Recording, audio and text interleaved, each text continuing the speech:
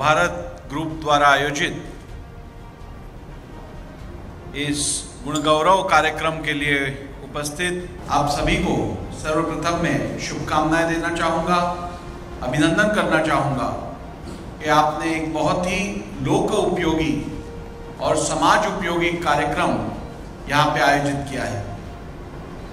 मैं इस कार्यक्रम को लोक उपयोगी और समाज उपयोगी इसलिए कह रहा हूँ, अपने क्षेत्र में हो या सामाजिक क्षेत्र में हो, समाज उपयोगी कार्य कर रहे हो, इनको रिकॉग्नाइज करके इनको मोटिवेट करने का काम आप कर रहे हो, इसलिए सर्वप्रथम आप सभी को मन से शुभकामनाएं।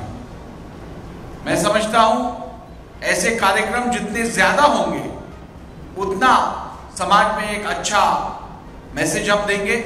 नवभारत ग्रुप ने फिर एक बार अच्छी पत्रकारिता के साथ अपनी सोशल रिस्पॉन्सिबिलिटी को बहुत ही अच्छी तरह पार ले जाने का काम किया है और इसलिए नवभारत ग्रुप ने फिर एक बार दिखाया है लीडिंग फ्रॉम द फ्रंट क्या रहता है। भारत देश दुनिया का सबसे युवा देश माना जाता है।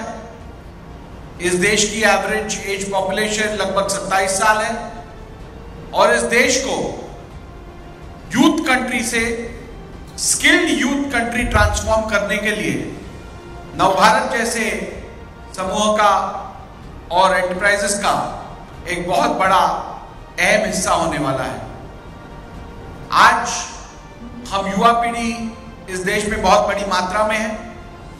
इस देश को अगर हमें ह्यूमन रिसोर्स कैपिटल बनाना है, जो कि आगे आने वाले कुछ ही सालों में हम बन सकते हैं, तो इस यूथ पॉपुलेशन को स्किल्ड पॉपुलेशन में ट्रांसफॉर्म करना बहुत ही आवश्यक है। आज प्रधानमंत्री नरेंद्र जी मोदी के नेतृत्व में भारत विश्व की 5वीं सबसे बड़ी अर्थव्यवस्था बन चुकी है।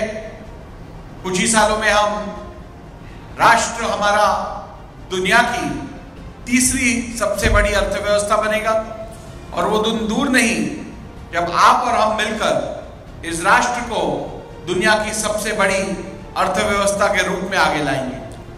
और ये सब करने के लिए एक मोटिवेटिंग फैक्टर की जरूरत रहती है, एक गाइडिंग स्टार की जरूरत रहती है और हमारा मीडिया, हम जैसे जो संविधान में दिए हुए 3 विंग्स हैं, हमारी एग्जीक्यूटिव, हमारी लेजिस्लेचर और जुडिशरी, इन तीनों को सही रास्ते पे गाइड करते रहना, हमारी जब गलतियां होती है तो उन्हें समाज के सामने रखकर हमें उन्हें सुधारने का मौका देना, जब हम अच्छा काम करते हैं तो उसकी प्रशंसा करना, ये सब कार्य आप करते हो और इसीलिए हम ये कार्य अच्छी तरीके से कर पाते हैं।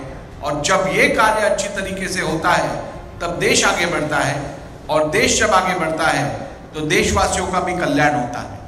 और इसीलिए मैं समझता हूं मीडिया जो हमारी देश के संविधान में दिया गया हुआ चौथा पिलर जिसके हम समझते हैं, चौथा स्तंभ जिसे हम समझते हैं, उस 4th पिलर का काम बखूब आप लोग निभा रहे हो और इसीलिए आपको फिर एक बार मन से बधाई देता हूं। जैसे कि आप सभी लोग जानते हैं, इस राज्य को भी एक बहुत ही युवा और बहुत ही अच्छे कार्यक्षम मुख्यमंत्री प्राप्त हुए हैं। अभी उनका दावोस का जो दौरा रहा उसमें लगभग 16 लाख करोड़ रुपए की इन्वेस्टमेंट इस राज्य में आने वाली है और निश्चित रूप से इस राज्य का भवितव्य निश्चित रूप से आगे बहुत ही अच्छा है।